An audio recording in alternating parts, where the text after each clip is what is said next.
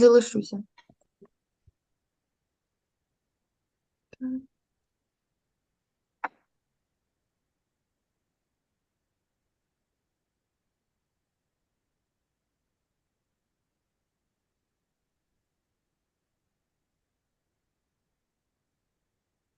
Так, ну, у мене мінімум в Ютубі, я нас бачу. Так, ми на вже в прямій трансляції. Зараз я вмикаю про всяк випадок ще запис і передаю повноваження Володимирові. Гарної секції. Дякую. Дякуємо. Дякую. Так, починаємо приймати наших учасників.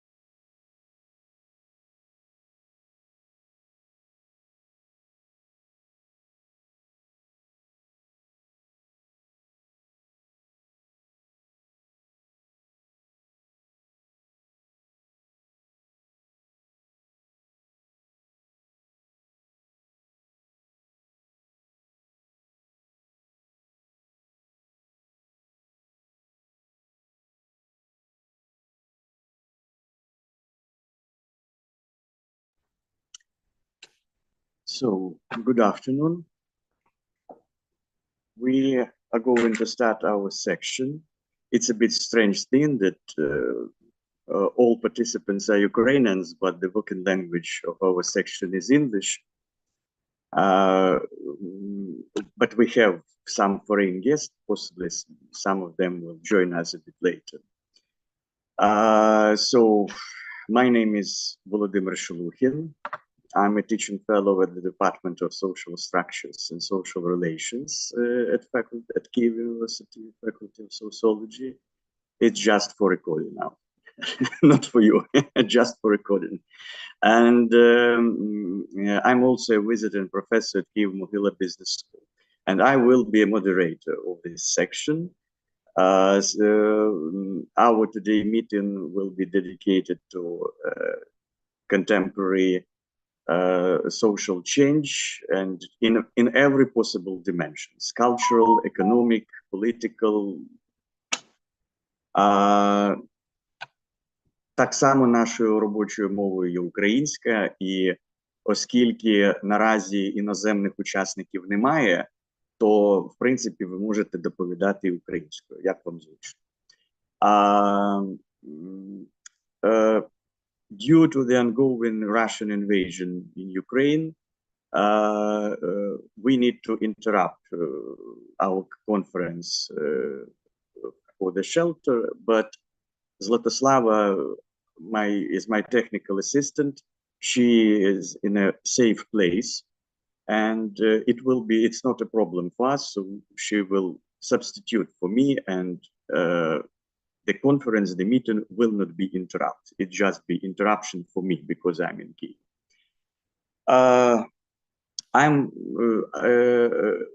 I would like to ask you to present your report within 10 minutes, no more than 10 minutes. And we have, I guess, 5 minutes for questions, answers, comments, and discussions. It will be our timing. So wish you a productive meeting. I hope that we will share productive and interesting ideas. And I would like to, so the first participant in our list is Olga Vashenyuk. Olga? Yeah, it's me. So please, you may start. Chair is yours, yeah? So Olga Vashenyuk she is a student at Kyiv University, Faculty of Sociology, and the topic of the report, the value of language as a bounding element in Ukrainian society. So this cultural dimension we're going to discuss, I guess, cultural about language. So Olga, please. Okay. Thank you so much for introducing me. I will try to share my screen. Can you see now my screen? Yes. Okay, I will try to present it. Okay, so I changed a bit the topic because I wanted to make it more like a theoretical discussion about the value of a language. And the topic of my presentation is language as a bonding element in shaping a worldview and as a projection of the social integration. And I made an analysis of Durkheim's and Smith concepts. And based on this, we will talk about the theory behind languages. So a short overview of my presentation. First, I will make an introduction. Then we will discuss theoretical framework. It's like language and linguistic relativity. Then worldview, collective consciousness and social integration, national identities and sense of solidarity, some limitations and conclusions. And I will end up with future reflections on a Ukrainian case, why this study is valuable. Introduction. From a sociological perspective, this research aims to explore the value of a language in shaping the worldview and a projection of social integration. And the objectives are to examine how language influences the worldview and in which ways, and how it is further projected on the social integration. First, we are going to discuss language relativity. One's native language or languages can be key in constructing how we see and perceive the world. And if this is true, there is a high chance of the same word, language relativity or linguistic relativity, that linguistic relativity tends to assert a certain correlation between language and thinking due to the specifics of each. Language has an impact on the way we experience time and space. And different languages, they represent different systems for classifying, segmenting, and categorizing one's experiences. The combination of words and a word itself might greatly impact one's worldview by mediating thoughts and sayings. And when I talk about worldview, what do I mean? So what is a worldview? Sociologists Kostner, Nock, and Stefan and Rea, they define worldview as a definition of reality, whereas anthropologists Spradley and McCarty explain it as how individuals typically perceive the universe. And transitioning from the discussion on the impact of language on worldview, we can delve into Emile Durkheim's concepts of collective consciousness. Because Durkheim works are precious in showcasing language as a mediator in transmitting collective ideas that are possible to reflect worldview-based thoughts. So, set of shared beliefs, ideas, attitudes, and knowledge that are familiar to a certain group might explain how unique individuals are bound together into collective units, which are, for example, social groups or societies. And not only does collective consciousness bind individuals, but also it fosters social integration, which is a set of principles that explain relationships between people and groups in larger societies. So language is a primary means by which people communicate and convey their beliefs or values. And language also reinforces the collective consciousness. Afterwards, to illustrate, language is viewed as a social thing to the highest degree for Durkheim. And language is also a social fact, a type of acting, thinking, and feeling external to an individual, invested with some binding force, as well as a mediator between human beings and their sociocultural history. From the concept of linguistic relativity to Durkheim's theory, one can admit that there is a noticeable recognition that language contributes to shaping word use and fostering social integration. And when also it is also valuable to consider some concepts from Anthony Smith, because in his concept of national identities, he considered that a language is a foundational element in shaping national identities, which are a sense of belonging and commitment to a nation. It involves a shared sense of culture, history, and common destiny among the members of a particular nation. A language, for example, like languages, customs, religions, and rituals, they can foster the reconnection of people's survival with their native folk culture. Hence, language is a marker of ethnicity, or a fundamental element in shaping ethnic ties. Consequently, a sense of solidarity is shaped through a language, leading to the development of a distinct ethnic identity. And delving into the term sense of solidarity, it implies the deep feelings of commitment to the group expressed through values and altruistic actions. And when we are talking about languages, about linguistic relativity, language as a main element in shaping worldview, it is mandatory to be cautious that language is not the only component that influences worldview formation. For example, such things like personal experiences, genes, environment, personal reflections, and the kinds of cultural influences, they also play an integral role in shaping our worldview, which further projects social integration, for example, within a particular community. And the second limitation, which is also mandatory to admit, is that language works in conjunction with various factors, such as ecological, social, and cultural influences. Customs, religion, and the arts should not be neglected when the term worldview is dropped in conversation. And as few conclusions, I can say that in this research, I attempted to trace the role of language in renowned concepts from Durkheim and Smith, because Durkheim viewed it as a collective consciousness, and Smith was talking about national identities. So they viewed language, but from different theoretical angles, which is kind of interesting to understand the connection, how it further influences the nation. And concepts such as language relativity, and it's also known as linguistic relativity, they were presented to engage attention to the essential part of language in shaping individual perception and collective ideas.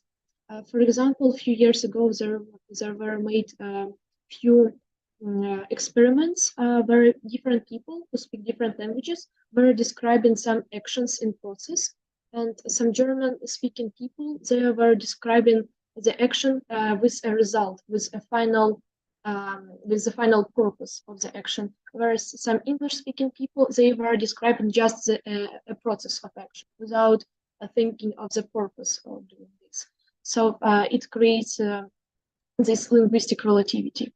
And the third conclusion, which is also important to mention, is that language can be an additional tool to explore the whole complexity of projecting social integration or building national identities. And how can we reflect this to Ukrainian case? Drawing attention to future reflections, the research became a theoretical discussion and contribution to future papers based solely on a Ukrainian case, as it has its own features, such as historical background, that are interesting to delve into and reflect on. So the presented theoretical framework can be used while studying Ukrainian society to understand how a gradual transition to one language can alter societal values or unite society in terms of conveying collective ideas via one language. And it is also important to mention that all this, it's a complex issue. So all possible limitations and historical background should be taken into consideration while exploring the language influences on the whole society. And thank you for the attention. Thank you, Olga. Any questions or comments to this very interesting report?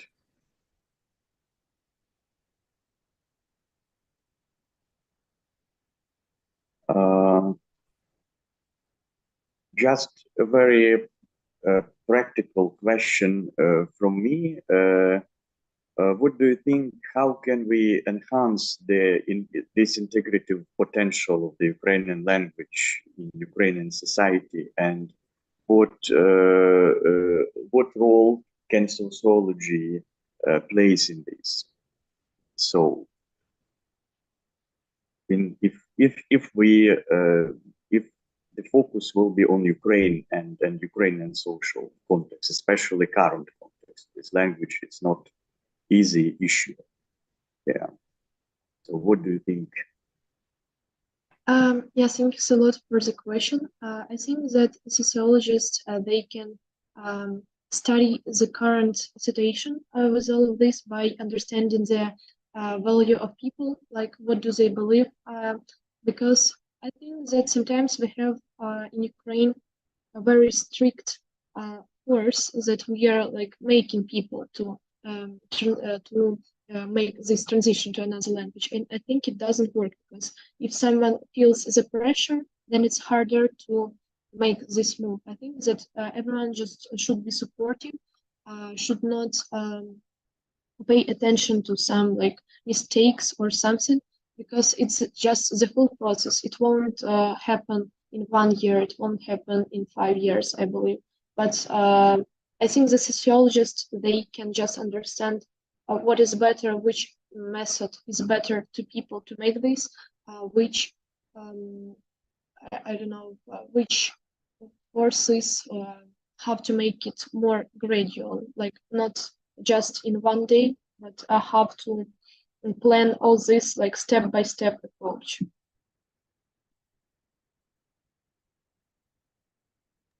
Okay, thank you.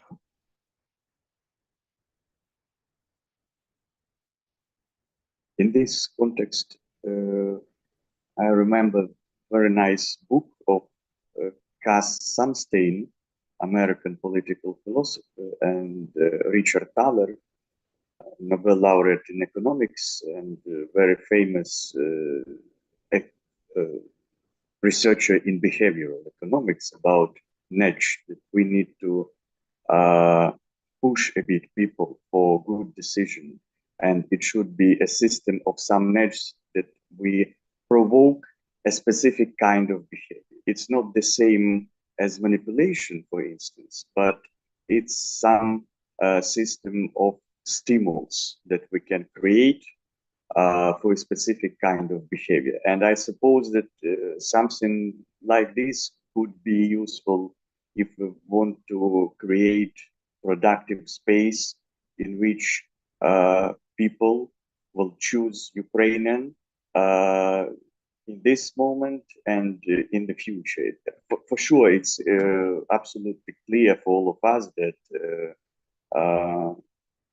from the perspective of the national security and national consolidation, Ukrainian should be a dominant language in Ukraine in some of the things. And we need to find a good technological and political solution for this system of stimulus.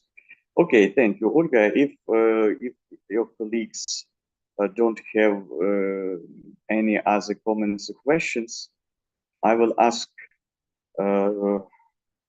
to present the report Vita Sichkar, student at Kyiv University, Faculty of Sociology, and the topic is populism in the post-Soviet society, the Ukrainian case. Vita, please.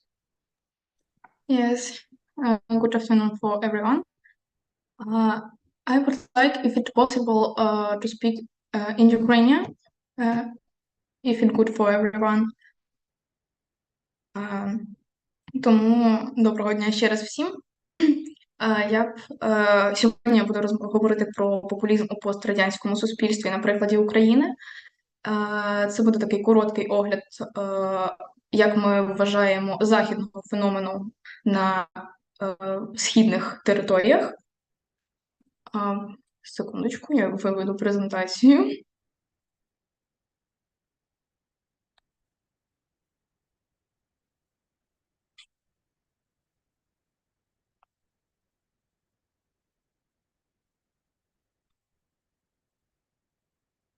Так.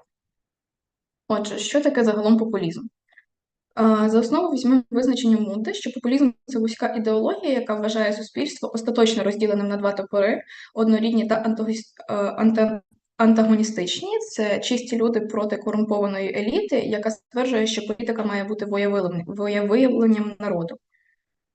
Подальші дослідження інших авторів називають популізм тонким, не називають популізм тонким і кажуть, що він може завжди бути змішаний з іншими ідеологіями. На мій погляд, таке поєднання популізму найкраще описує цей феномен у східному суспільстві і найкраще підходить для опису популізму на саме пострадянському просторі. І ця формула формує феномен популізму при утворенні наступних незалежних держав. Як я вже сказала, говорячи про популізм, ми звикли вважати, що це безпосередньо суто західне явище, яке стосується лише Західної Європи або Америки, і лише незначною мірою поширюється на Східну Європу та країни пострадянського простору. Це абсолютно некоректно, оскільки значною мірою народження та формування нових держав на теренах колишнього Радянського Союзу часто супроводжується політизацією та крайнім популізмом. Отже, що таке популізм на східноєвропейському суспільстві? На перший погляд, ми можемо сказати, що кожна політична сила на територіях пострадянського суспільства є популістською. Але якщо заглиблюватися у дослідження цього явища у східному контексті, то й виявляється, що дуже часто дослідники навіть не дають чіткого визначення популізму. На наших землях зазвичай вони дають визначення або з народної мови, або використовують запозичення, а дуже часто взагалі ігнорують поняття, використовуючи його або як. І саме така невизначеність з терміном призводить до того, що часто в країнах, які входили до складу СРСР, популізм перебільшують, одних політиків помилково вважають популістами, а інших, які такими не є, визначають як хороших лідерів. У пострадянську добу популізм так само залишається загальною образою для поганих політичних опонентів. І прикладом цього є заява Віктора Януковича, колишнього віце-президента України, який своєю заявою створив архетип своїх націонал-ліберальних опонентів як популістів. Його заява звучала як «тотальний популізм і купа брехні – ось їхня суть». Також важливо сказати, що жахливий стан плюралізму та демократії в цьому регіоні обмежує популізм. Щоб проростати і розвиватися як ідеологія, популізм потребує хоча б трохи обох. Він має неоднозначні стосунки з демократією і може бути напівавторитарним, не поважаючи ліберально-демократичних тонкощів. І якщо в авторитарній державі немає поняття демосу, а влада легітимізується виключно через владу, популізм не може прижитися. От саме Молдова, Україна та Грузія є прикладами безпорадного плюралізму.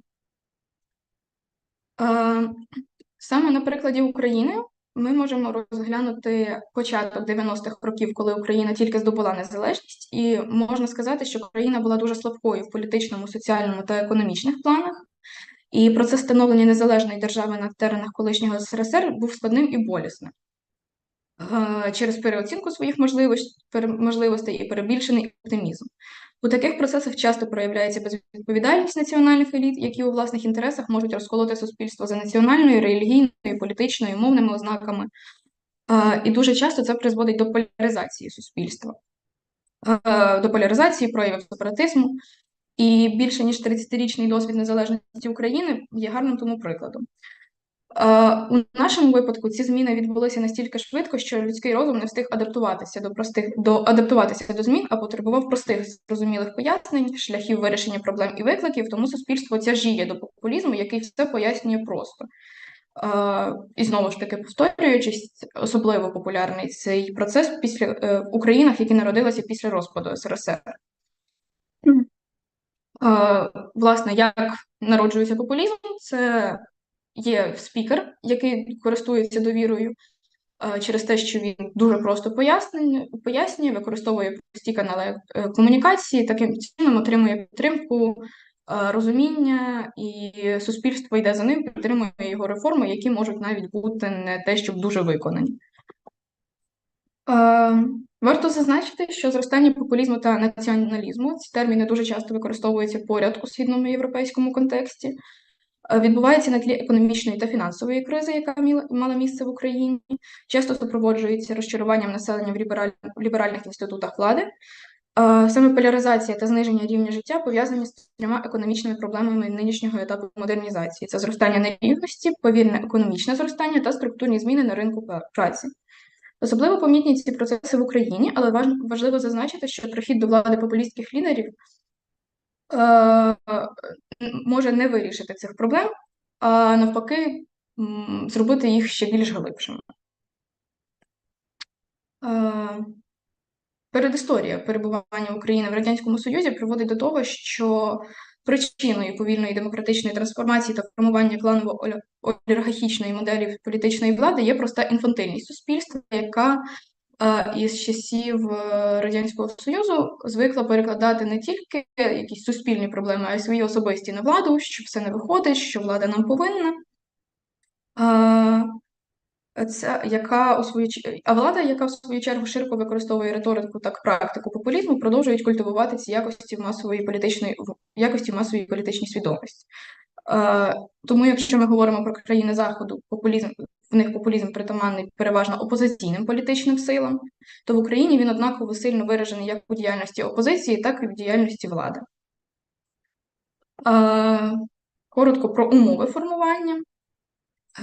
Тому, як я зазначала раніше, Росія має прямий вплив на сусідні держави і є важливим чинником і пропагандистом норм у пострадянських країнах, так як вона була в Радянському Союзі такою значною частиною і зараз продовжує підтримувати цей образ. Це явище можна назвати ефектом сусідства, який широко використовується в соціальних науках для характеристики сусідів для окремих осіб або для регіонів, на прикладі країн. Вони впливають на широкий спектр результатів. Так, за словами Беккера, для країн сусідство з корумпованою чи політично нестабільною країною підвищує ймовірність вищого рівня корупції, а за словами Гречиної, таке сусідство збільшує ризик політичного протистояння. І після розпаду СРСР у політичній сфері України точиться запекла боротьба між прозахідними, проєвропейськими та проросійськими політичними суб'єктами. І от саме цих останніх наполегливо штовхає та всіляко підтримує Росія, як ми це бачили буквально ще десятиліття тому, що призводить до політичної невизначеності та повільних темпів впровадження економічних реформ. Також ще одним наслідком цього є зростання політичної поляризації щодо того, яку політику має провадити уряд. У заможних і політично стабільних країнах політична поляризація погіршує економічні показники та призводить до макроекономічної волатильності. А в країнах, які будують свій шлях до демократії, політична поляризація, що підживлюється іншою державою, загрожує перерости в авторитаризм, який підтримує ця держава. Популізм в Україні також часто характеризується тим, що більшість політичних партій є певною мірою хамелеона та ідеологічно порожніми, що важливіше, між їхніми передвиборчими програмами та поствиборчою політикою мало чого спільного. Ці подвійні фактори можуть пояснити, чому політичним партіям України не довіряють 70% населення. І також важливим фактором концепції є боротьба з популістською антиелітарною антиолігархічною риторикою від імені людей, які спостерігали, як корумпована еліта краде їхні голоси шляхом фальсифікації виборів. У щорічних опитуваннях Національної академії наук запитувала, яка група, на їхню думку, має найбільший вплив в українському суспільстві, і головною відповіддю до 2004 року, саме коли відбувалося формування нації, завжди була організована злочинність і мафія. І мені здається, буде дуже доцільно порівняти злочинність і мафію, яка походить з СРСР, а процеси партійного керівництва можна порівняти з номенклатурою, яка відігравала значну роль у формуванні правлячого привілейованого класу. Так само часто українські партії називають себе політичними аутсайдерами, які захищають простих людей від корумпованої еліти. І тому таким чином багато політичних партій використовують, що вони заявляють, що вони представляють народ і використовують у своїй назві слово «народна». Тобто все для народу. Коротко про інший важливий чинник – це мовне питання, яке бере свій початок у російськомовному минулому, коли російська мова була однією для всіх держав-учасниць Союзу і народилася політика русифікації всіх республік. Таким чином, політичні партії України переймають соціально-популістську риторику, особливо ідеологічно оформлені та центристські політичні партії, які популярні в російськомовних Східній і Південній Україні. Так, у 94-му році Кучма пообіцяв підвищити статус російської мови, але так і не дав зрозуміти, чи означається, що російська мова стане офіційною регіональною другою державною на додаток до української. Час вичерпаний, спробуйте підсумувати. Я просто нагадую також, що я всім пишу в персональному чаті за 3 хвилини до завершення, вам даю сигнал про кінець, тому спробуйте вийти на якийсь фініш, бо ми маємо таймінгу дотримуватися. Ну, тут, добре, 2 хвилинки. Мовне питання досі залишається актуальним і невирішенням в суспільстві, навіть в умовах повномасштабної війни. І поляризація суспільства все ще спостерігається. Буквально на прикладі минулих днів ми можемо це спостерігати. І підсумовуючи, можна сказати, що досвід перебування України в складі СРСР безумовно вплинув на її шлях до встановлення власної незалежності. Більше того, навіть через понад 30 років упередження та стереотипи та цінності, які вкоренилися в Радянському Союзі, мають місце в новітній історії України. Ще є політики, які керуються радянськими правилами, і ще є люди, які тяжіють до тези, що раніше було краще. Але, на щастя, таких людей небагато, зважаючи на виклики сьогодні. Популізм в Україні має свої особливості і може бути прихованим і латентним. Але так чи інакше він присутній у будь-якій політичній партії, а не лише в опозиційних чи маргінальних. Тому загалом складається враження, що дослідження популізму на пострадянському просторі приділяється не так багато уваги, як це робиться для країн в Європі чи в Америці. Дякую за увагу. І якщо якісь питання? Дякую. Так, якісь питання чи коментарі?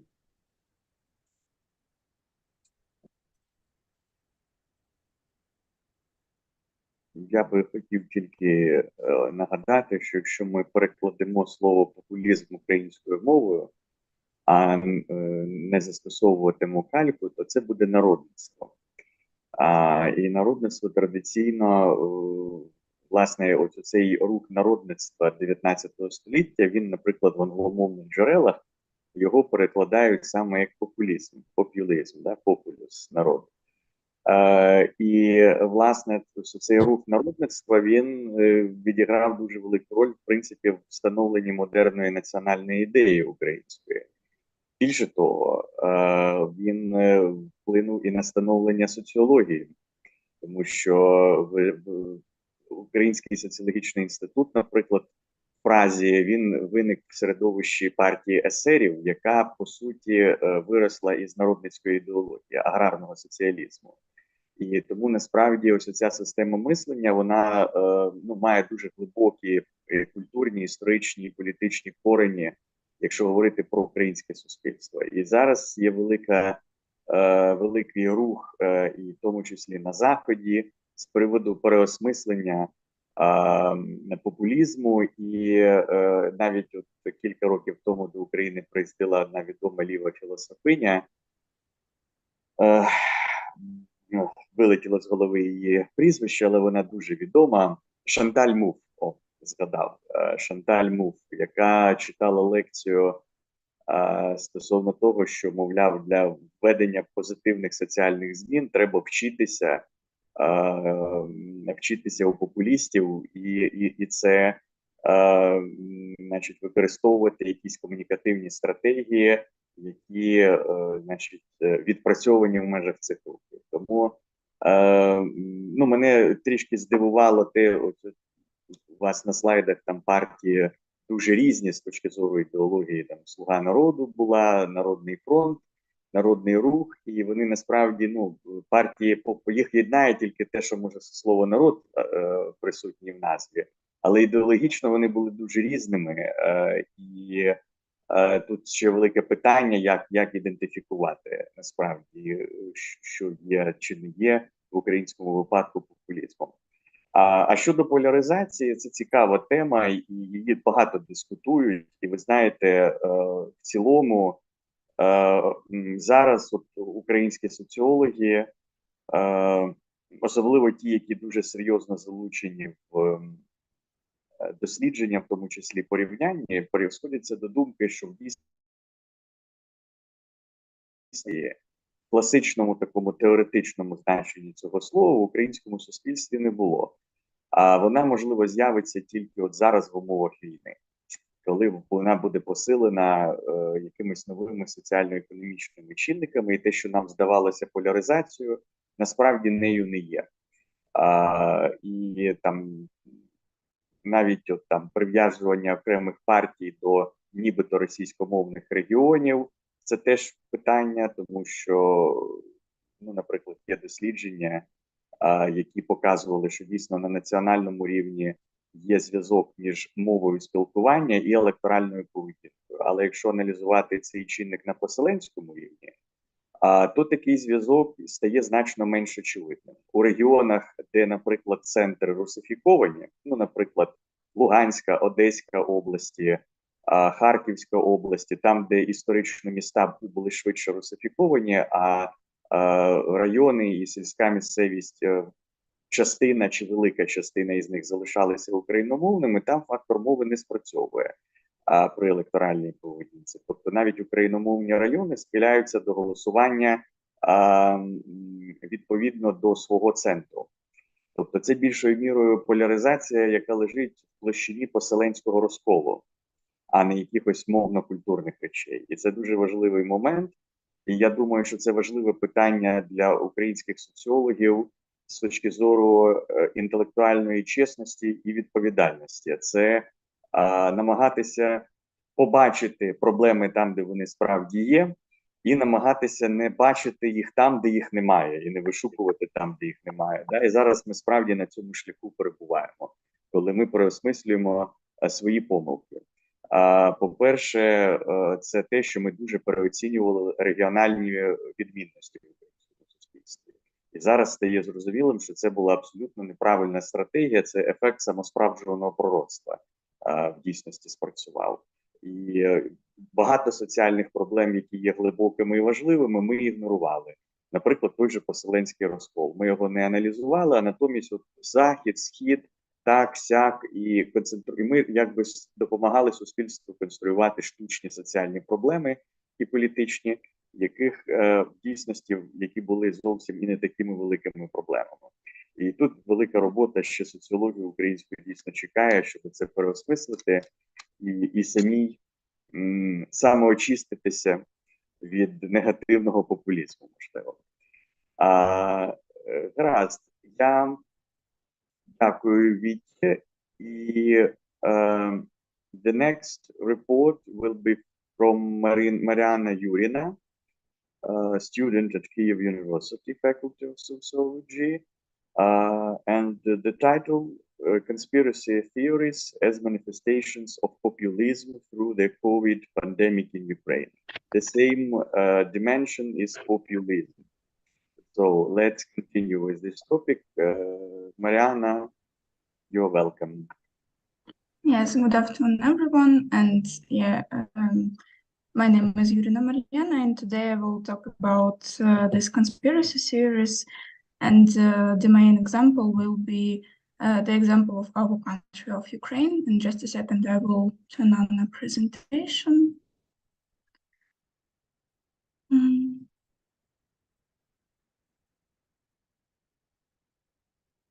Yeah, can you see it? Yes. Yeah, okay. In today's world, populism manifests itself in many areas, but mostly it happens in the media, and it becomes a particularly powerful tool during critical moments of society development, which makes it relevant even today. And one of the vivid manifestations of populism and polarization are conspiracy theories, which spread through society very quickly and influence people's feelings and thoughts.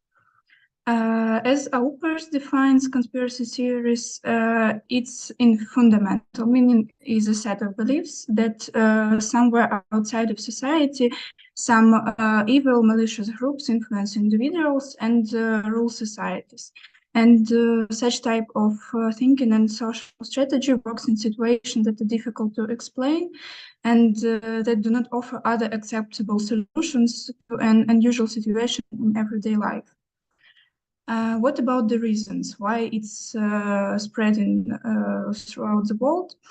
So the main reasons of spreading of conspiracy theories are also the challenges of time, some like global processes that happens in the world as globalization, individualization, and secularization. It's such modern processes that take away people's sense of security and safety, and therefore people try to find at least some quality of meaning in what is happening around them in order to regain the sense of security.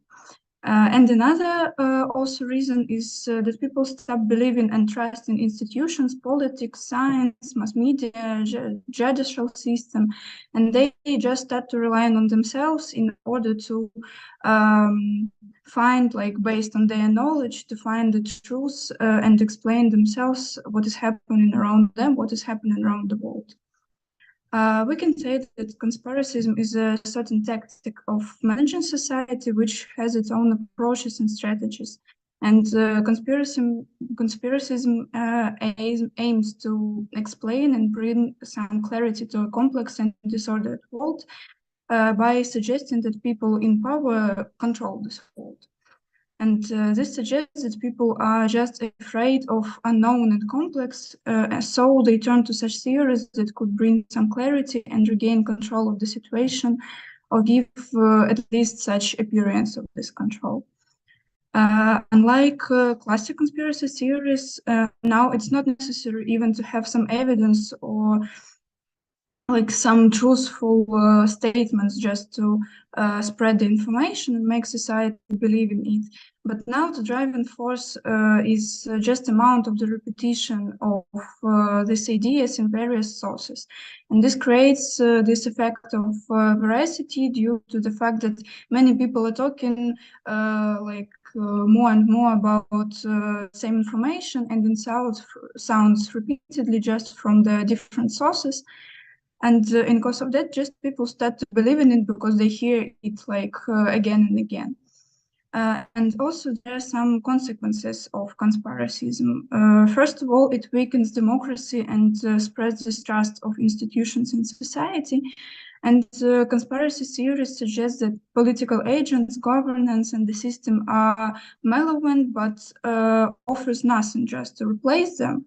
And this creates such a fear and distrust of the loss of society as a whole, and just destroys social ties, and even it can be a state of anomie when society just don't want to obey some rules, and it becomes really a chaotic situation in society. But despite that, it can be also not a negative impact, but also some positive things in it, because conspiracy theories themselves resort to certain detectivism, and sometimes it really can reveal some hidden information that the government and other governmental agents have withheld. So if we talk about the Volt example, one of the examples of conspiracy theories during the coronavirus pandemic, it's in global context, we can say about the opinion that coronavirus infection appeared because the elites tried to find the overpopulation of the planet with the help of the introduction of 5G technology. And such ideas, such theories led to people trying to destroy this 5G technology and prevent it from spreading in the Netherlands. So it really can have such an impact to society and its development. And if we talk about our case, the case of Ukraine, our country as a post-Soviet country with certain beliefs and concepts have long been fixed and imposed in our society. It's an interesting example for considering the modern development of conspiracy theories. And a bright period in Ukraine was the outbreak of the coronavirus pandemic in 2019 and 20 years. And conspiracy theories began to appear from the moment of appearance of the vaccine itself and spread almost the entire period of the pandemic.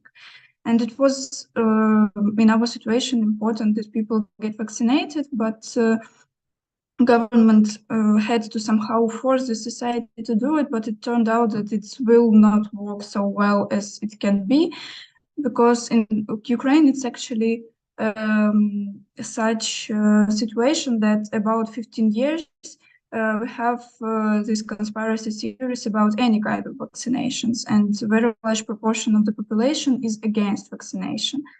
And according to data of 2021 in Ukraine, only 53% of children were vaccinated for polio, and similar percentages for diphtheria and measles.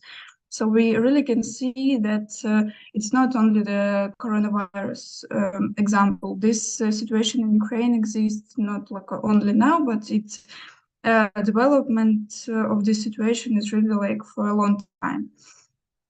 And this anti-vaccination campaigns that created misinformation and virus theories created anxiety in our people, and they just were like afraid to get vaccinated against COVID. And due to in a survey of UNICEF, 42% of Ukrainians said that they're afraid to vaccinate precisely because of gossip and various theories.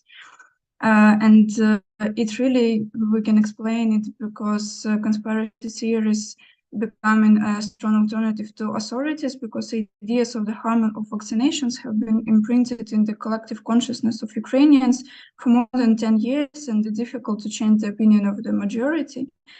And the situation of mistrust to the authorities of institutions in Ukraine also existed not only now, but it's like for many years. So because of corruption and anti-democratic policies, they are present in the country, and conspiracy theories only weaken already weak democracy. All these parties, all these anti-vaccination trends and conspiracy theories really had a very crucial impact on our country, and it led to a very low vaccination rate of Ukraine compared to other countries in the world. And to sum up, to make some conclusions, it's really a very broad area to study, and there are many aspects that affect both the theories themselves and affect that these theories spread in society. The example of Ukraine and the development of conspiracy theories in it is quite extraordinary because our country has the ground of the spread of conspiracy theories, and this only facilitated their development due to pandemic and subsequently caused negative trends in our society. And personally, I think that this topic needs further research and consideration, not only how it can have bad impact, but also how conspiracy theories can be managed to the maximum benefit of the people and democracy. And that's all. Thank you for your attention. And if you have any questions, I will answer them. Yes, thank you. Thank you, Mariana. Maxim, questions from you? So I have a question if it's possible for you to answer it. During your research, haven't you found any possible clues to find the roots of the whole conspiracy theories development and like raising the population? Because as I have seen in, for example, 2021, it was obvious that some of the leaders of conspiracy theories movement were sponsored or directly or had direct contact with Russia, and it was directed, controlled by the Russian department of that conspiracy theory labor, and maybe any of your text was talking about any connections in Netherlands, Finland, or Ukraine in more scientific ways that I have found. So your question is about the reasons of existing this conspiracy theories, yeah? I'm questioning what is the possibility of deliberate promotion of this conspiracy theory by certain neighboring states of Europe and Ukraine? Actually, when I did my research, I haven't met such information because my main topic was only the situation in Ukraine, and all that I found was that people themselves created this mistrust and this conspiracy theories, but of course it can be the influence of it can be like external influence of other countries on Ukraine and on our situation. And I guess that of course, maybe in Russia had such influence, but actually I don't know about the particular information, and maybe it might be like a separate topic of research, like how not internal influence can create it by like people in the country, but how external agents as like just neighboring countries, for example, can influence this situation.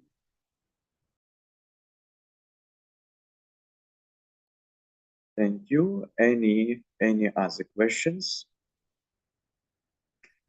We must remember that for a society with a profound totalitarian background, I mean, Ukrainian context, it's creating a very favorable environment for conspiracy theories.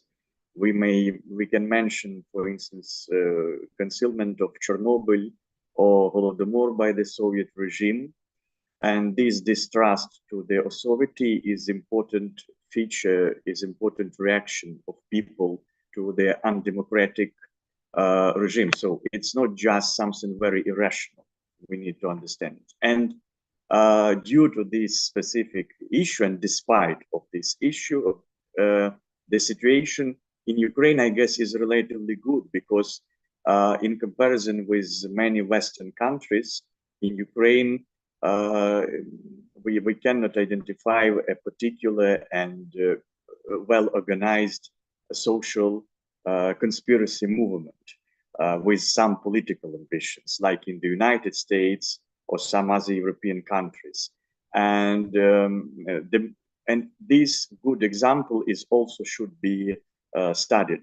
For instance, absolutely adequate behavior of the church leaders in Ukraine, we mentioned. So majority of religious leaders in Ukraine, they supported this governmental idea about COVID, and we need to find some medical solution for this problem. And it was absolutely okay within the dialogue between state and church. So this experience of solidarity, it should be analyzed additionally, I guess, because we have not just a bad experience, but also a good experience in this issue. Thank you, Mariana. And the next speaker, Darina Sobolevska, Kyiv University, Faculty of Sociology. And the topic is spatial patterns of excess mortality in the 1848 cholera epidemic in Ukraine. So it's a very interesting topic, interdisciplinary topic, history and sociology from the mid of 19th century. I guess it will be interesting. So Darina, you're welcome. Yes, thank you. Good afternoon, dear colleagues. I'll share my screen.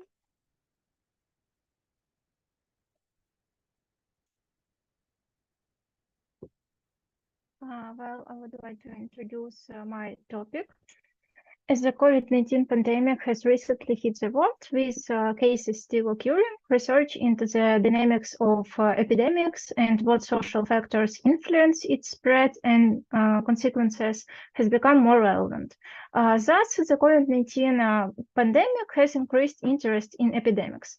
Researchers began to pay more and more attention to epidemics of the past, because in order to understand how epidemics interact with society, social structure, and the special organization of society, it is necessary to consider more than one case of an epidemic. That is why the study of any historical epidemic is a contribution to understand how epidemics interact with the social, cultural, and special organization of society. Cholera is an intentional infection which is transmitted through contaminated food and water. The cholera epidemic of 1848 was part of the third wave of the pandemic that swept the world in the mid-19th century and lasted until 1859. It began in India and spread to Europe and other parts of the world, including Ukraine. Society always has a special structure and special patterns, and poverty in society is usually specially ordered. Regional differences in population density, well-being, urbanization levels, infrastructure development, ethnic, religious, and social makeup of population contribute to special patterning of diffusion and mortality from epidemics. Cholera as a disease of poverty can be hypothesized to hit hardest the poorest and most density populated areas. In this study, I will try to identify such special patterns and explore their underlying causes in the 1848 cholera epidemic in Ukraine.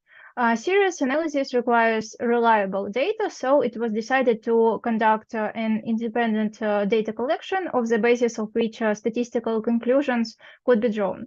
The data collection was based on the vital records called metric books. Many of these documents are available online on the websites of central and regional archives, so also their preservation varies. The data set we have complied, including 143 observations from 52 counties, повіти, belonging to 10 provinces, gubernia. The largest number of observations is currently available from the counties which are highlighted in black. The ones with the lowest numbers of observations are in red. At this stage, our goal was to cover as many counties as possible, regardless of the number of observations within them. Since we cannot be sure for reliability price recorded cholera deaths, the first stage of the study was to check the quality of such recording and to construct an alternative indicator called excess mortality. Excess mortality is measured as the difference between the number of deaths recorded by the clergyman and the number of the deaths that would have been expected in that year if there had been no epidemic. To measure expected mortality, we used mortality data from previous years. To ensure better reliability of the indicator, we calculated the average for all previous 6 years with available records. To control for population size of parishes, we then calculated a p-score of excess mortality, in other words, excess mortality in percentage terms. It is the indicator that allows us to compare different observations and accordingly different administrative territorial units and regions of Ukraine.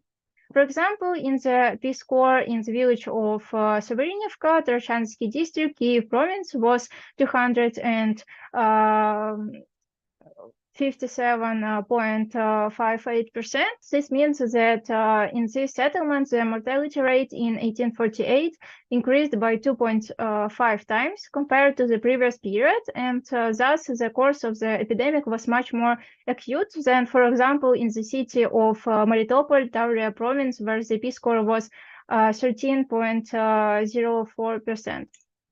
Despite our best efforts to build a robust dataset, it still suffers from a number of limitations inherent in historical data collection. Number of observations is insufficient within some counties, while only 52 counties out of our 100 were covered from the documents available online. Some of them being isolated from others and therefore had to be excluded from the spatial analysis. Observations within some counties aren't evenly distributed across their territory. On top of that, only vital records of Orthodox population were sampled, while other denominations such as Greek Catholicism, Roman Catholicism, Judaism, and Protestantism remained out of scope of this study. The idea behind my spatial analysis was to test the hypothesis that there were any special patterns in the cholera mortality rates. To this end, we applied Moran's index of spatial autocorrelation, which measures the correlations of spatial data with itself, calculated through an offset. To begin with, isolated counties were removed as they have no geographic contiguity with all other counties. We aggregated mortality rates to county level by calculating average p-score of excess mortality for all observations within a county. The first run of Moran's test yielded an index of 0.17, which is significant at 0.05 level. Thus, the spatial distribution of mortality values is significantly different from the random distribution. The value of Moran's I was, however, quite low. The scatter plot of the variables and its specially left version indicated that the regression line was affected by two outliers, observations that fall out of the trend and substantially weaken it. To improve the results, we remove them from a new iteration of the test. We also conducted Monte Carlo test as another way of estimating statistical significance of autocorrelation. The density plot on the slide shows that our real Moran I value as a vertical line compared to random permutations of data. We rerun the test without outliers. This time we obtained a p-value far below 0.001, which indicates that the calculated index is strongly significant. The index itself equaled 0.45, suggesting that a significant share of variation of excess mortality is associated with the surroundings of the observation units. And there were no outliers anymore. The Monte Carlo test shows that the null hypothesis can be rejected outright, which means that there is indeed a special clustering pattern in the data. The density plot of permutations clearly shows how different is the real Moran's I from its random simulated counters. After that, we found two more isolated counties and removed them from the special analysis. After the second rerun, we obtained another significant result with p-score below 0.001. Moran's I has increased slightly to 0.46. This indicates that spatial proximity does matter in the distribution of mortality. Clustering is a grouping of high mortality rates in the certain areas. Now our task is to find the reasons for these special patterns. That is why the excess mortality was tied to regions. One of the expected reasons, which is commonly cited in literature, is population density, which affects transmission of any commonly cited of any epidemic disease. Luckily, we have county level data of population density from 1897, when the first modern census was conducted in the Russian Empire. According to these results of the correlation analysis, we see that the p value is less than 0.01, and the Pearson's correlation coefficient is 0.47. This means that there is a more moderate level correlation between excess mortality and mortality rates and population density. Thus, the dataset we have created needs to be improved, namely to cover more counties, to distribute observations more evenly in geographic space, and to include more observations from the counties themselves. But despite these limitations, even the available dataset demonstrates the non-random nature of the spatial distribution of excess mortality from the 1848 cholera epidemic. The factors that determine the presence of patterns in the distribution attempt at analysis indicates correlation with population density. We can assume that not only the density, but the share of the urban population and other factors are at work here. We are collecting data to test these and other factors. Thank you for your attention. Thank you, Darina. I guess it's a fascinating research. Possibly some questions, comments from the colleagues. Darina, what challenges did you face as a sociologist working with historical data or historical materials? The main challenges is that data that I collected from metric books, they are not easy to find this data because not all metric books are online, and this is the reason why our coverage of counties isn't as we want to be. And also the other reason it's that we correlate our data with population density from 1897 modern census. It's offset by 50 years from the 1848 epidemic, but there are no other better sources of information of the number of people in all counties at the same time. And important challenges in the economy and demography over the 50 years degrade the ability of this census data to represent correctly population distribution of 1848. So we need to take these shortcomings of the analysis into account. Most likely, however, these shortcomings reduces rather than inflates the correlation coefficient. Approximately 1848 population density data would result in a stronger correlation coefficient. Okay, thank you. And did you have any advisor? I mean, professional historian or somebody else? I have only my mentor, Mentor which helped me with this at analysis. Faculty of Sociology. Not anymore. Uh-huh. Okay, I know this guy. Okay, thank you, Darina, very much. And I would like to ask to present the report Mohammed Ek. Dear Mohammed, are you hearing us? Yes, I'm here. No, thank you. So, Mohammed Ek, University of Hyderabad, India, Faculty of Sociology, is a PhD student and will present us the report Charity in the Digital Space, Mapping Mobility and Visibility. Dear Mohammed, I would like to ask you to present your report within 10 minutes, okay? It's our timing during the conference. And Okay. I will write in the chat 3 minutes before your time expires. Please, Mohammed, you are welcome. Okay. So, good afternoon, everyone. So, my title is the Charity in Digital Mapping Mobility and Visibility.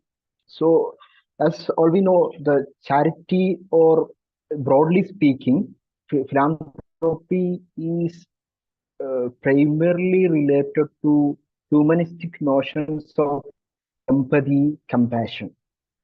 So in this paper, I will present, firstly try to locate the historical trajectories of a little bit. I will talk about how the charity or philanthropy is connected to humanistic notions of empathy and compassion. And then I will turn into my present topic of digital, locating philanthropy within the realm of digital world.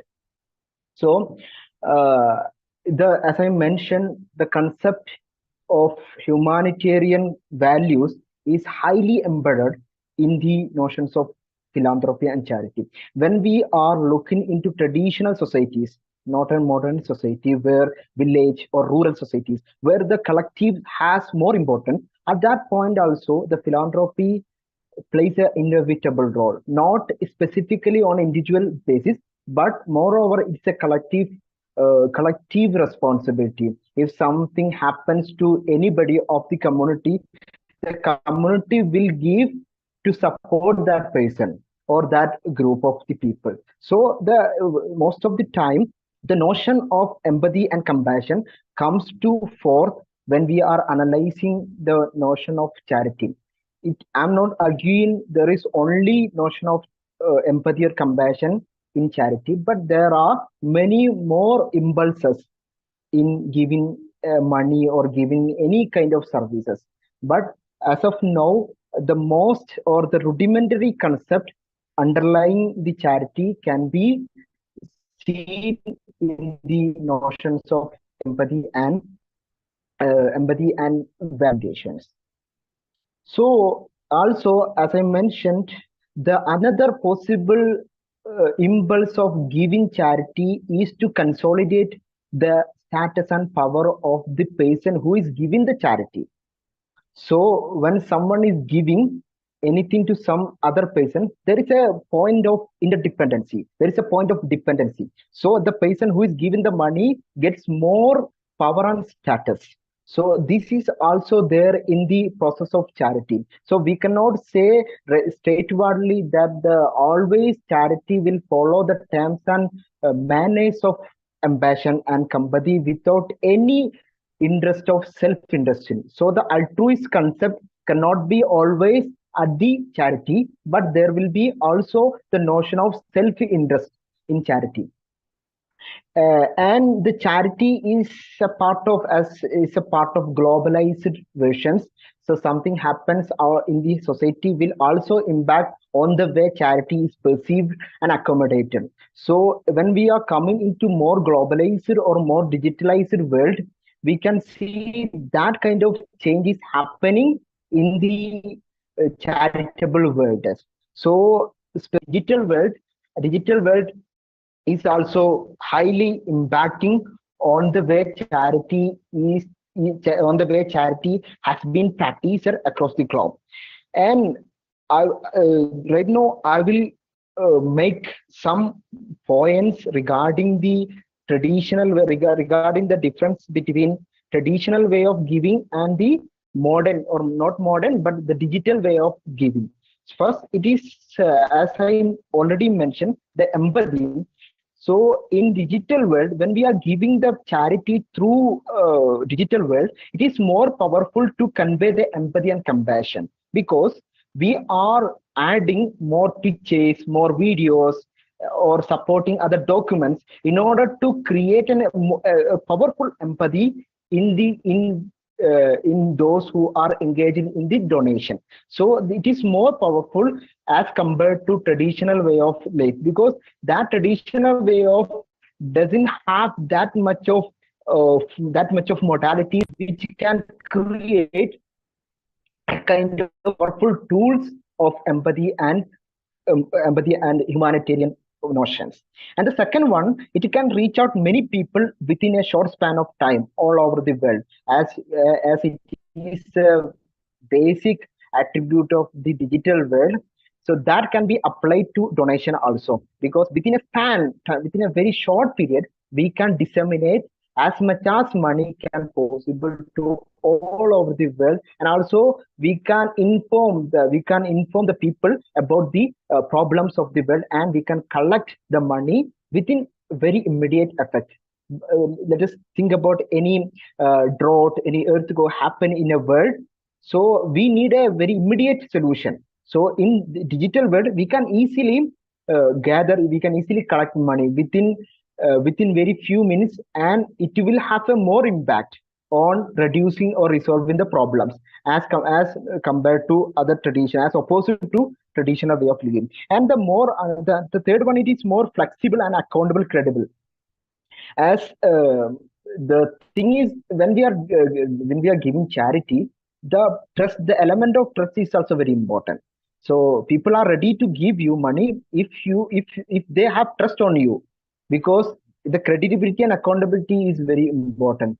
If you are not very incredible, then they won't ready to give the money. So when we come into digital world, everything can be enumerated in the digital spaces, because we can easily access how much money is contributed, who are the recipients. It is very different from the traditional, because in traditional way of giving, we cannot. It is not easy to find out who are the givers, how much money is given. So the accountability parts a very important, crucial role in the digital charity.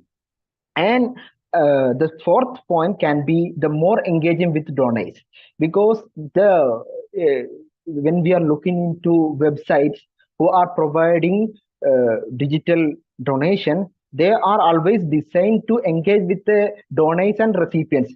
There will be many options to donate, and also they will give feedbacks also, and they will recurrently interact with the people who are giving the money. So the engaging part is very also important. And the fifth and last part can be democratization and inclusiveness. As I already mentioned, the charity can be operated within the interest of imposing the power. So when this digital world democratizes everything, as well as the giving the money, so the more inclusiveness can be seen in the realm of the charity. Even the people who doesn't have too much money can also be part of the charitable donation.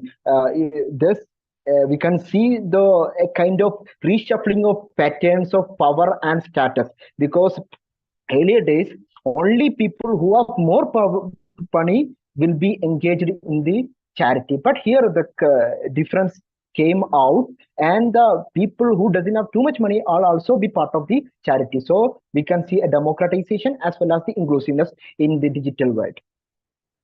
And the importance of giving money in internet and through digital is very rampant during and after the COVID period. Even Even it is true that even before that also it was very prevalent, but during COVID we witnessed a lot of digital engagement regarding the charity, and how we the digital world are carrying out the fundraising. There are, as all we know, there are many options we can make out of money. We can make out of money. There are we can conduct live streams. We can also make a donation button in the YouTube channel, also donation in the websites, also a question answer section through which we can lively participate with the donors, and we can share with what is the problems and how we are going to do it. So there are many ways to conduct the charity in the digital world. I will mention some of the famous campaigns that has been conducted throughout the digital world. One can be the Save the Children campaign. It has used the video of a crying girl in the war situations in order to collect money, not to raise them fund. And another one, Cool Earth. Cool Earth is a campaign which is dedicated to protect the nature and the other environmental resources.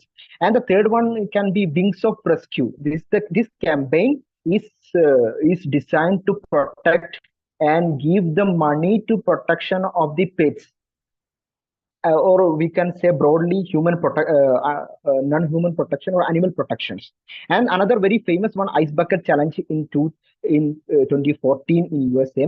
And the last one, Omaha Giveaways. Omaha Giveaways is a campaign in every last month of or any particular day they will decide to donate the money. So these are the some of the famous campaigns through which the digital is participated to collect the money. So when we are analyzing this part, we can see the differences between the purposes, difference between the way they are conducting. So in the digital world also, the charity is not a homogeneous. It is heterogeneous activities with different layers of purposes and with different recipients with target groups. So it cannot be labeled as one or something that is equivalent across the world and that is equivalent across the group. No, it's not like that. It is more of a heterogeneous.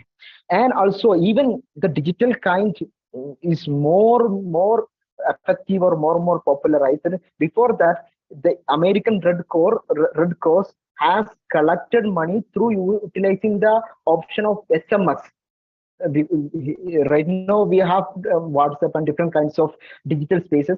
Before it comes, the SMS, through the SMS, American Red Cross has collected many funds in order to support the Haiti earthquake people, to give the rehabilitation process. And also, as I already mentioned, the modalities is getting different in digital world as compared to traditional way of giving. And the importance of photography and feedback and engaging audience is also very crucial element in digital world, because we need to make a sense of empathy, or we need to make a trust of the donors. So to make fund more effective, the organizing party has been utilizing a very kind of photographic in the sense, in terms of clarity, in terms of the convincing modality. So the entire structure of imaginary culture has in a way been restructured in the digital world. And also the website has also included certificates, award that they got by engaging in the activities. Also in some websites, they are also giving the chances to everybody to be part of their campaigning, not only to just giving the money, but also they are giving the chance to fundraising also with a legitimate authoritarian license also. And also another thing can be tax exemptions. Because of the tax exemptions, there are more people, they are coming forward to give the money into to this non-profit organization, or to call charity. So as already I articulated, the charity in digital world is very eponymous to the idea of philanthropic capitalism. Philanthropic capitalism, because there is a concept of humanitarianism and also the concept of philanthropy. So, also concept of capitalism. So the capitalist is appropriating the idea of humanitarianism in order to get more profit, not in direct way, but indirectly it is supporting the motives. It is supporting the motives of the neoliberal ethics. So very evidently, for example, we can see the philanthropic capitalism in Zomato, one of the famous food giving delivery app, in which when we are ordering a food, at the time of the payment there will be a description, or it states that if you want to give 1 rupee or 2 rupees or few money to fund to donate educate girls, to get educate rehabilitation. So the capitalism and the philanthropy is working together, so it can be labeled as a philanthropic capitalism. Even as when we are looking out, when we are thinking about, or when we are reading out many famous social influences who are still being involved in charity, this concept is very evident. I will give some of the famous social influences who are very active in charity.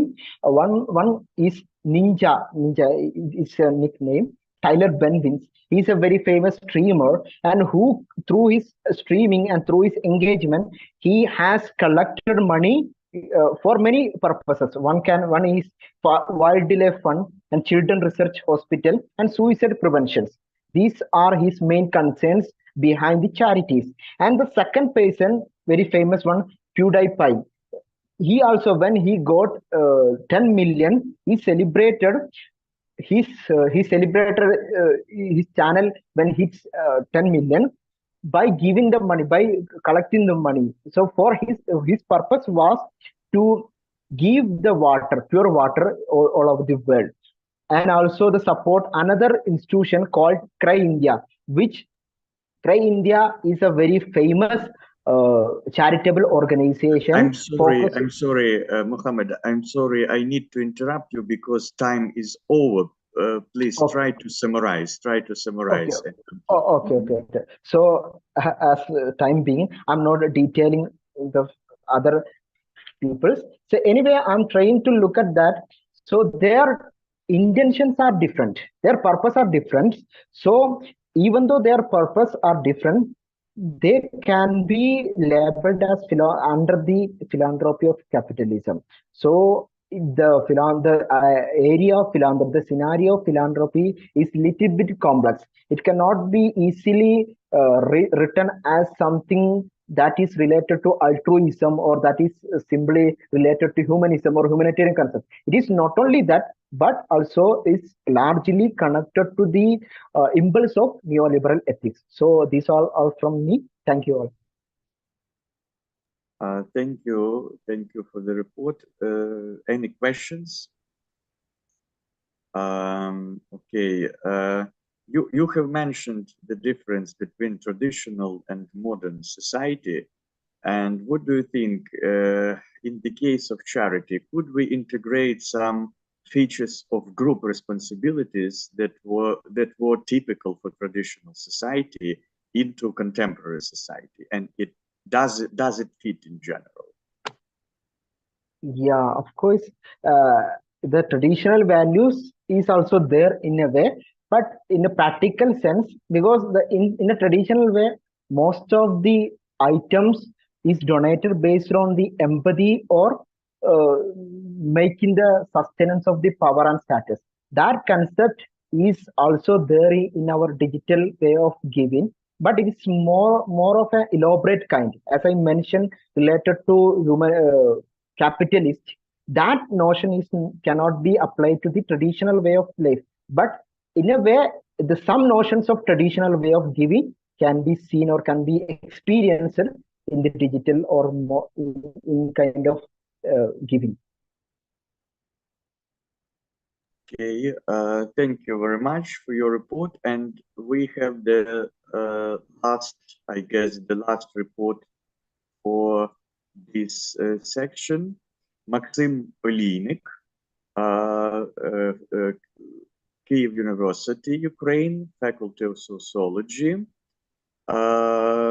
Populism in Post-COVID Ukraine. So we are going to continue with a populist Okay. issue. Thank you, Mohammed. Maxim, please, Okay. you're welcome. Okay. Thank you. Yeah, well, actually, my title is a bit different. I think I have submitted it wrong, but I will present the title now. It's a little bit different, actually. So yeah. So you're able to see the presentation, yeah? Yes. Yes. So my long title is Case Study: Qualitative Analysis of Anatoly Shary, Alexei Arestovich, and Volodymyr Zelensky as a populistic figures of the post-2019 election period. And in there I was finding their features and changes caused by full-scale invasion, which is like a post-COVID part for me. And if we go to introduction, then we can start with outlining that Ukrainian socio-political area was always different from the European Union and US in many senses. One of them, which I was considering like the base one, is that political parties are based more on their leaders than on the party ideology itself. Because if we check the number of parties in Ukraine, it would be really significant. It would be something like more than 360. But a lot of them was existing only due to the presence of their leaders, like popular singers, actors, or journalists. It was leading these parties, and then they was getting out of politics, and those parties was never active again. And really small number of Ukrainian parties have their own ideology that is not connected to the leader. That's why special attention in the context of populism in Ukraine should be aimed at analysis of the individuals. And also, pre-war and war period is becoming an interesting part of that thing to analyze, because when the full-scale invasion started, is appeared a concept of external enemy, and we now realize that it won't be changed back very soon. And also, I would be analyzing those characters from the ideological populism approach. So as a base, I see that those people presented have it's like a key in their ideology. And the research question is how the characters was performing populism in the post-2000 election period, and what are their features. So starting with outlining of the characters, firstly is Volodymyr Zelensky, and the main point about him is that he is current president of the country. He has majority in the current parliament, and previously his background was a showman, actor, and comedian. And he is already long term in office, and a lot of political experts don't see in him taking off from this post. So that would be a long run. Also, going to Alexei Arestovich, he was and still a blogger, actor, political and military columnist, former strategic communication advisor of the Office of the President of Ukraine, and most of his media impact is located in the Russian-speaking part of the post-Soviet countries, which is actually affecting his strategy. Anatoly Shary, as a journalist, blogger that works from exile, mostly Eurosceptical and pro-Russian, comparing to Arestovich and Zelensky and other persons of the whole media area of Ukraine. And he has pretty significant number of subscribers. He's 3 million on YouTube, is 5 billion total views. And actually, Shary's party wasn't successful in 2019 parliament election, but he got some success in the regional perspective, like in Odessa, local deputies. And I have started my research from going to look what other scholars have written about each of the characters, and summing up about Zelensky. So Rogozha have concluded that the whole victory in the 2019 election in both president and parliament was the first populistic power that achieved such success.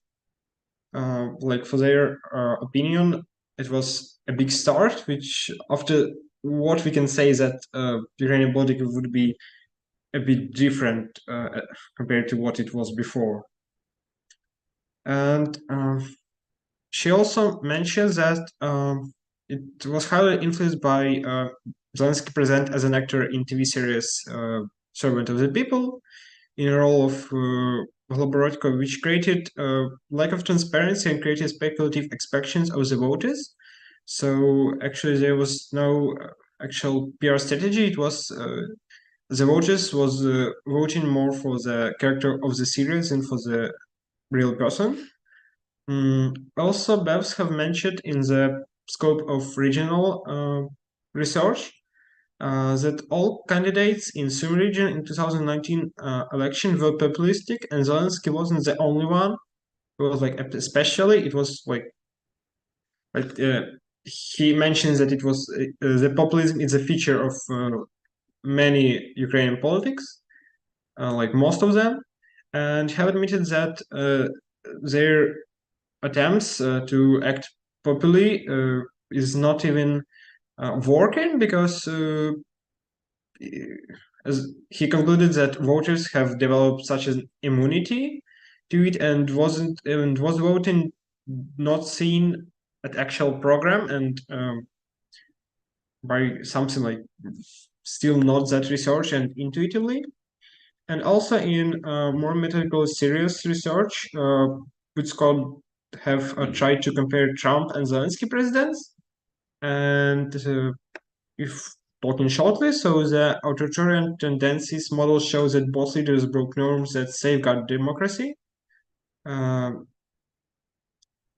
the problem in our case of Ukraine was that safeguard to defend democracy wasn't existing, or was very weak. So nothing have to a possibility to protect democracy in Ukraine, but a lot of speakers who was interviewed in that research, they were talking that civil societies will take that role on them, and I generally agree with that statement because it is really working like that on mainly on activists, volunteers, and that's our resource that is gonna end soon. But what it was one of the instruments through 30 years of democracy and independence. And also, Zelensky met 3 out of 4 criteria of authoritarian behavior, and that thing was developing after the warfare started. So, talking about Arestovich, he wasn't getting any huge amount of scientists' views of him. So this was only one article from Georgian University, which was mentioned him that he even went so far as to tell the members of Georgian government bunnies and chickens that the Georgian dream would not win the election. And they asked in the research Zelensky not to believe him. The argument is that this is where the successful propaganda of this country and the one information you are derived from.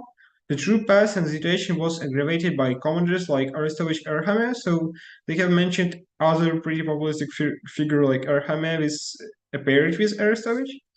And also, I noticed that in 2009, Arestovich was using a narrative of Russian propaganda talking about the West as Anglo-Saxons and supporting the union between Ukraine and Russia on his live journal, again in 2009 page. And it was all the opinions of scholars about him. The next one is Shari, which actually was admitted a lot of like a Russian propagandist or blogger. And so Zamkovian Gusak administrator is the creator of the Ask the President equation, which was kind of flash mob that was causing the candidate that was opposing the Zelensky on the election, Petro Poroshenko, a lot of problems. Also, Manzik notes that the election demonstrated the emergence of a new wave of populism. The most striking example of which is high rating of Shari's party, a Russian blogger. Strikalov and Gudoshnik, analyzing virus communication and hype, mentioned Shari as one who communicate aggressively and provoking conflicts.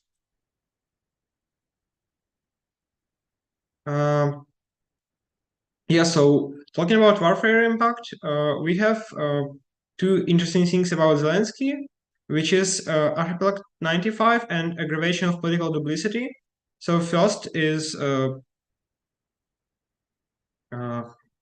Telegram channel that was kind of ironic, and the description is talking that this channel is neither an accusation nor a confession. It's just an attempt to tell the story of generation that was destroyed by the Green Terror wave of 2002-2024. Just like ironic channel about different memoirs from very future, talking about Zelensky as kind of Stalin. And the users of Twitter and Facebook, as I have seen, was mentioned that when the warfare started, it was at some points hard to determine where is the reality and where is was that Telegram channel. And other thing is aggravation of political duplicity. So, as an example, he died from Lupa and was born as the president of Ukraine, Zelensky Volodymyr Alexandrovich. So that is depends on the duplicity understanding of Zelensky, like as very unstable leader who is doing bad political decisions after good one, promoting populistic and not populistic, one he interested and one he is not interested, and acting not stable and only as he wants, not as society wants. Talking about Alexei Arestovich, so his existing background made him an ideologically popular media figure. He divides. I can divide him into two periods after the warfare. So this first year of the war and the opposition, in the active phase of the second he's right now. So in this opposition stage, he started using us and them approach, trying to catch, to perform an attempt of catching the previous pro-Russian electorate that was holding under the power of parties that was destroyed with the start of the warfare or banned in any sense. And he's rather adaptive to the circumstances he's in and doing everything according to his plans. And Anatoly Sharif have undergone the slightest change in his rhetoric, so he have just certain distances from Russia, unexpectedly recognized some of his past ideas as wrong, and started searching for a new audience in the previously not open for him networks like TikTok and Telegram, which is more aim on the younger auditory, like under the 30 ages. And in conclusion, I can say that previous studies were pretty successful in identifying the populism and special features of the mentioned appearance in the media area, but the work has changed the landscape and they have changed their features, approaches, and strategies. So Zelensky have become more open in his populism as a result of his growing autocracy. The exploration of Alexei Arestovich's role unveils a multifaceted approach to populism characterized by a strategic adaptation of his message in response to the shifting dynamics of the conflict. And Sharif, as I have said recently, has only changed some of the ideas and auditory a bit, but no huge difference in that. And the topic should also be studied more widely in the future. It would be good to conduct similar works on the other individuals and characters and further generalize their characters into separate groups. Also, the list of reference I was mentioned in the presentation and any questions. Thank you. Thank you, Maxim. Any questions, comments from the audience?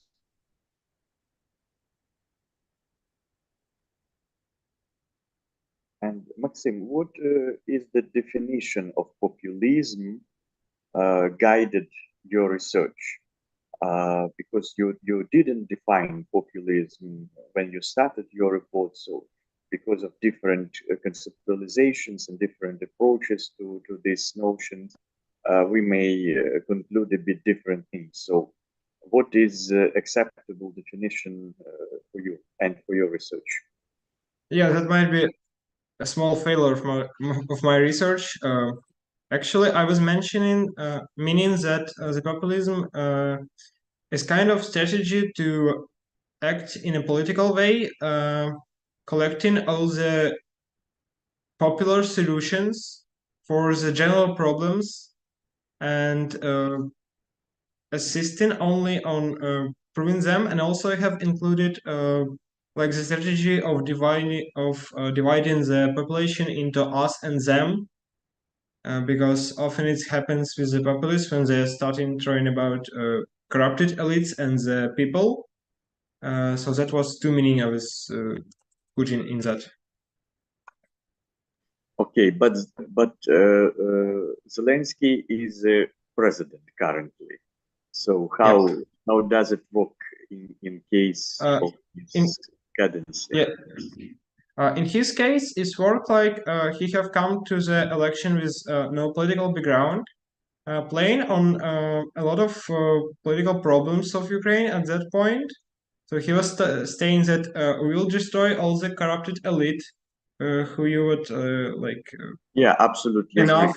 But you concluded that when he started his office, the populism rises, yeah, and so he started as populist, classical populist politician.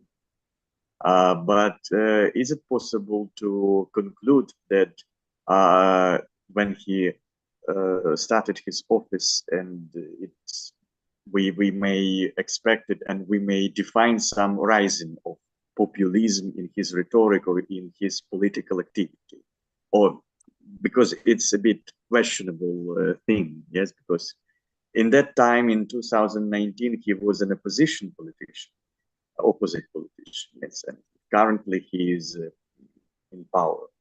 So how it depends. I think it's a good question, and if you have some ideas, you may share with us. But if not, it just for the future research.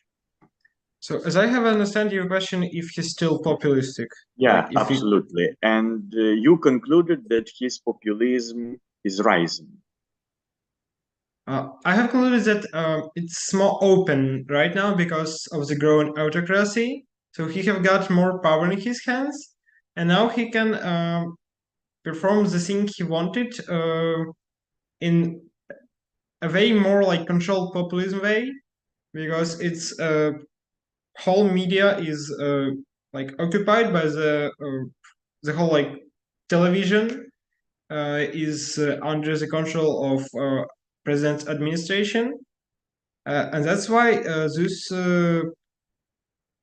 like populistic solutions or government projects are are not even criticized. It might be looking like they are not rising, but actually they are appearing more and more, in my opinion. Okay, Zlatoslava, your question? Yep. So I was thinking because there was a lot of performances today, including populism and about Ukraine. So you were talking about Zelensky as our president, about that he's populistic.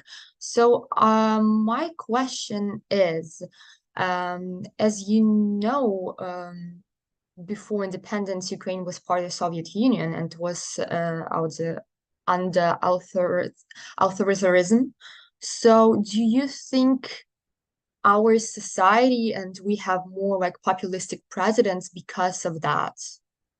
Like, because it's easier for people to detect what they want to fight against because they didn't have that option earlier or so on. Like, what do you think about that? Yeah, as I have maybe not mentioned broad enough. One of the researchers that I have mentioned was saying that every leader of Ukrainian political parties, any president's candidate, is populistic in some way. And compared to European leaders, they are very populistic. So that's why all of our decision is performed between like a populistic figure or populistic figure. And for me, I have concluded that it goes from that kind of party system that is very divided into many parts. And for example, if comparing with US, they have very long democracy tradition for like more than 300 years, and we have only experience of like 30 years of transformation combined with their democracies that have come to us like from the sky and wasn't developing gradually. That's why we are having some problems like with populism, corruption, and democracy problems, like free speech problems, because it was way too fast, and it's just a long transformation that we would come through at some point. But for now, we have problems of that kind. So we need to improve our democracy system. We need to come through some reforms and upgrading, yeah. Okay, yeah, thank you. And we need to live with populism because it's something very essential part of the democratic process. Yeah, that's Yes. working. It's essential part of democratic process, and you just need to accept this. Okay, thank you very much. It was the last report for today for this section. The reports presented here focus on important topics, from populism to historical and sociological researches from the 19th century. The wide range of teams leaves a positive impressions, I guess, positive impressions of the students' interest, this wide range of interest, and raises expectations that all these topics will become the foundation for the future profound research and possibly for articles, research papers, and so on. You may find this meeting on YouTube. Please like and share if you want. Thank you very much. Thank you for coming. And you also may join another sections. Nice to meet you. Have a good luck. Goodbye. Thank you. Goodbye. Thank you for the Bye. moderation. Goodbye. Thank you. Bye bye.